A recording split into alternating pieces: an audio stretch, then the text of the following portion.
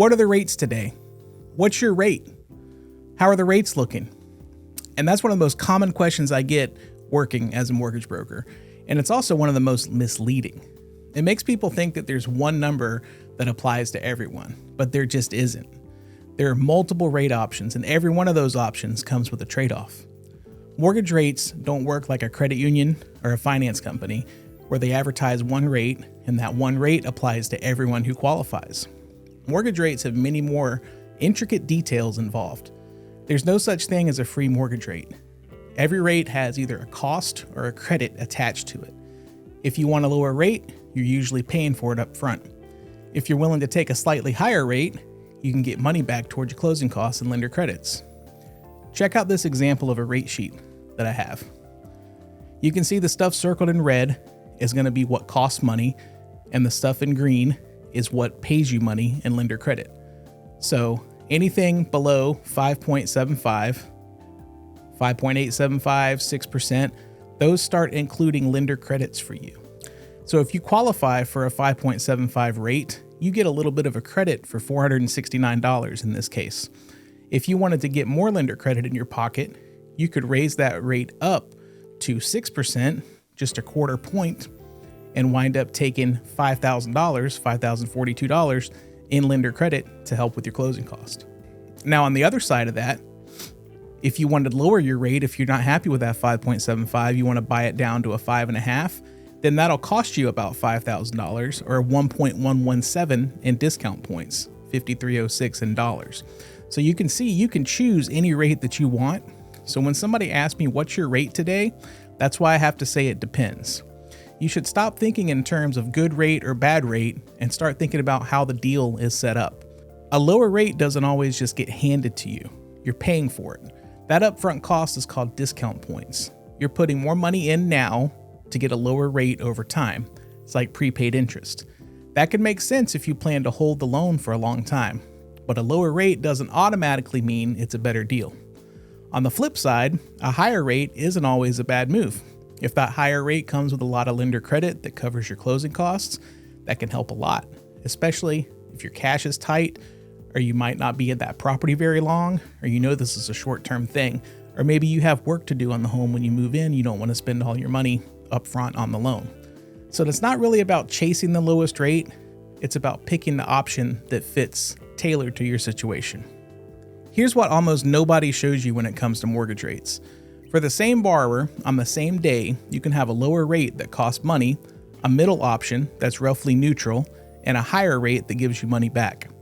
All three options are available at the same time. So when someone says rates are 6%, that's not wrong, but it's not the full picture. The real question is, which 6% and what did it cost to get there? Most people have never heard of the term par rate, and it actually explains a lot. Par rate is the middle. It's like golf. You're either over or under par. Par is 0, right? You're not paying points and you're not getting a credit. From there, you can move down in rate by paying more or move up and get money back towards closing costs. Once you understand that, the whole rate conversation makes a whole lot more sense. That low rate you saw online is probably not what you think it is. Here's an example. The same loan, $500,000, 5% down, 780 plus credit score in Florida. This bank is charging 5.248, essentially 5.25. That sounds awesome, right? That's a really low rate. But what's different? I was charging 5.75 in that example I just showed you, but my rate didn't come with any fees. Let's look at the fees they have associated with this one. 1.647 points and a total upfront cost of $93.17. So you're paying over $9,300 out of pocket to get that 5.248 rate. That's not how it needs to work. So when you see these rates online, you need to be real cautious about what you're looking at.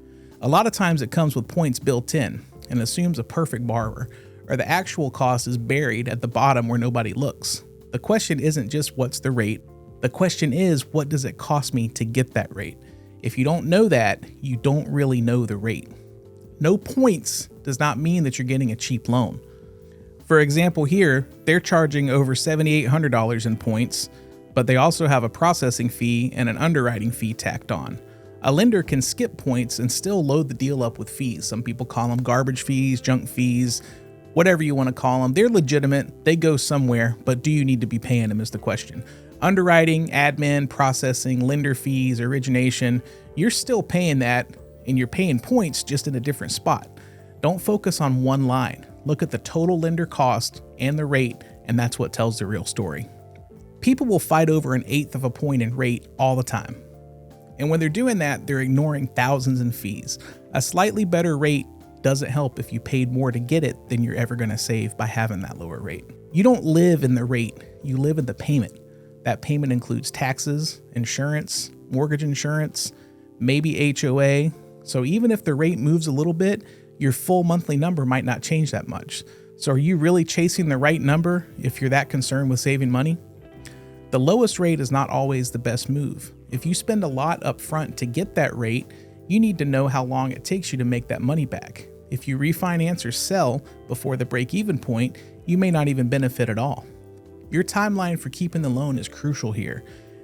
Take a look at this example. If your par rate is 5.75 and you want to buy it down to 5.25 for a lower rate, that would cost you 2.471% in discount points, or $11,739 as a dollar amount.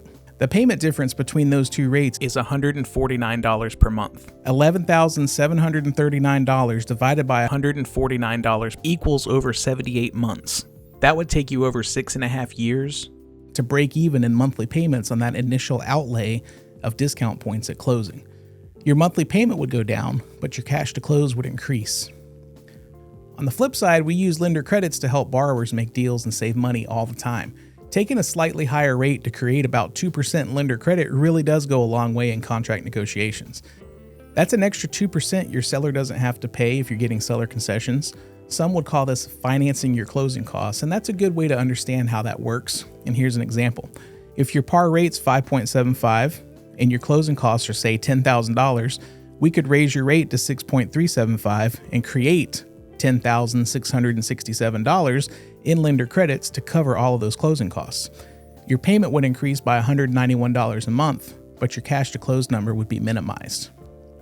So you can see that it's all down to your choice and what matters to your situation. Now, another thing, your lock period can change the price more than people think. A 30-day lock, a 45-day lock, a 60-day lock, those can all price differently. Longer locks cost more, so timing plays into this too. Here's a quick example of some lock pricing. You can see here on 5.875 as the rate example, a 15-day lock, par pricing, pays you back $83 in lender credit. As you move to 30, that same rate now costs you $154, and as you move to 45, it costs you $368, and 60 and 90 would be longer. And this is where a lot of people miss what's really driving rate pricing. Your rate isn't just based on the market, it's based on your specific scenario. There's something called loan level pricing adjustments, and you don't need to remember the name or what they do, just understand the idea.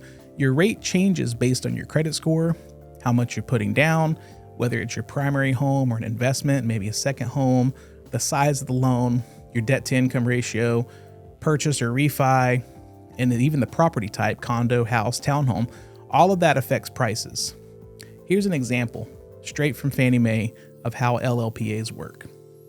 So when someone asks what rates are today, the real answer is it depends on the borrower and the deal. Is it a condo or is it a house? Is the loan over $225,000 or is it less? That's why two people can both say they got 6% and one of them paid a lot more to get there. APR gets thrown around all the time and most people don't really know what it means. Annualized percentage rate. APR takes your rate along with certain added in upfront costs and it turns that into a single percentage. And that can include rate and some lender fees and some closing fees, mortgage insurance, which can have a big impact, but APR by itself doesn't tell you much. In fact, some would say APR alone is useless. It really only helps when you're comparing two different options side by side. You might see one option with a lower rate but a higher upfront cost, and that pushes the APR higher. Or you might see a slightly higher rate with less cost, and that APR ends up being closer to that original rate than you expected. So it all comes down to how you compare the two. But it doesn't show everything, so don't treat it like it's the final answer. And if you're going to shop rates, there's a great way to do it and there's a really bad way to do it. The right way is to compare the same day, same loan type, same scenario, same lock period, literally apples to apples. Otherwise, you're comparing random numbers. And at that point, it doesn't help you make a good decision. It really only muddies the waters for you. So don't simply ask what the rate is. Start asking what option actually makes sense for your situation, because there isn't one rate. There are choices. The goal is to pick the one that fits how you are actually going to use the loan that you're getting. If you want someone to actually walk through your options with you, that's what I do every single day. Reach out and we'll look at your specific scenario, run the numbers, and figure out which option works best for you. We're easy to reach, 813-606-4255, getwithjosh.com, swifthomemortgage.com. Come by the office and see us if you're in Brandon. It's great talking to you. Thanks for checking this out, and we'll talk to you soon. Bye.